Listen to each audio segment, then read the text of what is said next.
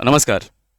इस तरह का क्वेश्चन कोई भी रहे कि जैसे prove that area between same, prove that, ये क्वेश्चन रहेगा, prove that area of triangles between same parallel lines, between same parallel lines and on same base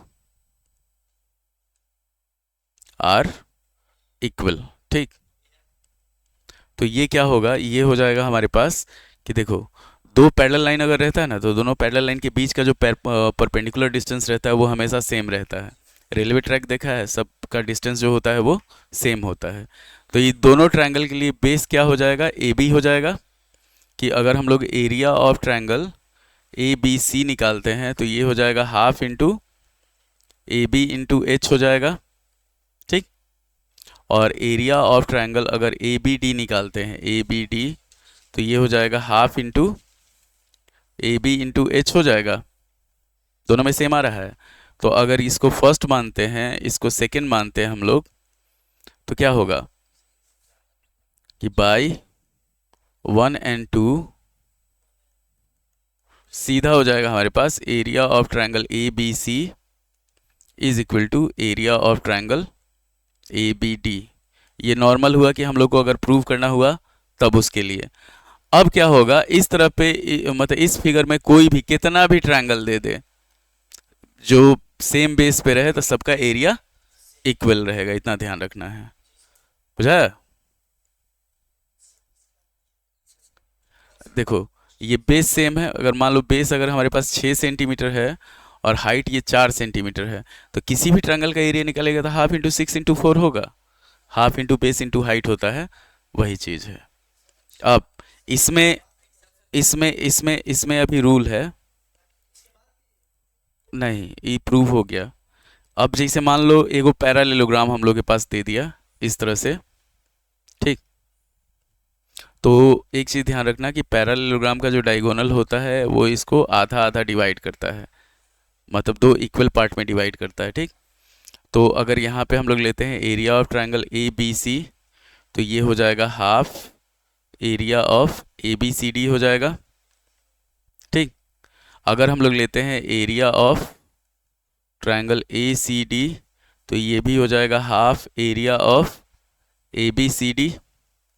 तीसरा, अगर यहाँ से दूसरा हम लोग ये खींच देते हैं डायगोनल, ठीक, तो क्या हो जाएगा, area of triangle A B D is equal to half area A B C D हो जाएगा।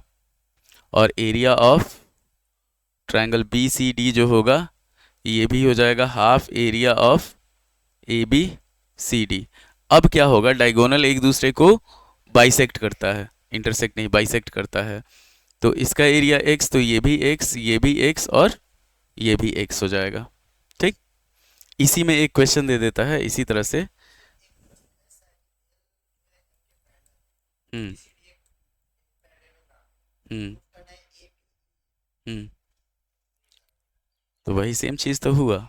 जैसे मान लो, रुक जाओ, अभी इस तरह से दे दे, ये दोनों पैरेलल लाइन है L और M, ये पैरेललोग्राम दे दिया। ठीक, इधर A B C और D, यहाँ पे दे दिया A B E, यही ना दिया हुआ है। तो हम लोग क्या करेंगे, AC को मिला देंगे। बुझा? तो यहाँ पे हो जाएगा हमारे पास area of triangle A B C is equal to area of triangle A B E होगा। ठीक, अभी हम लोग जस्ट देखे हैं कि डायगोनल जो होता है दो इक्वल एरिया में उसको डिवाइड करता है। बुझा? यहाँ पे डायगोनल से ये आधा आधा हो जाता है। तो इस वाले चीज को हम लोग ए बी सी को लिख सकते हैं, half area of A B C D लिख सकते हैं। तो इसको हम लोग लिखेंगे ए बी सी को कि half area of A B C D is equal to area of triangle A B E हो जाएगा। इतना छोटा नहीं, मतलब लिखना पड़ेगा तुमको कि पहले तो वो लिखोगे कि in parallelogram A B C D. ठीक, ए सी डायगोनल है तो क्या हो जाएगा, ए सी यहाँ लिख दो, ए सी इज डायगोनल। ठीक, तो area of triangle A B C जो होगा वो हो जाएगा हमारे पास half area of A B C D. हो गया। उसके बाद ये वाला हम लोग लिखेंगे कि we know that triangles on same base and between same parallel lines have equal area.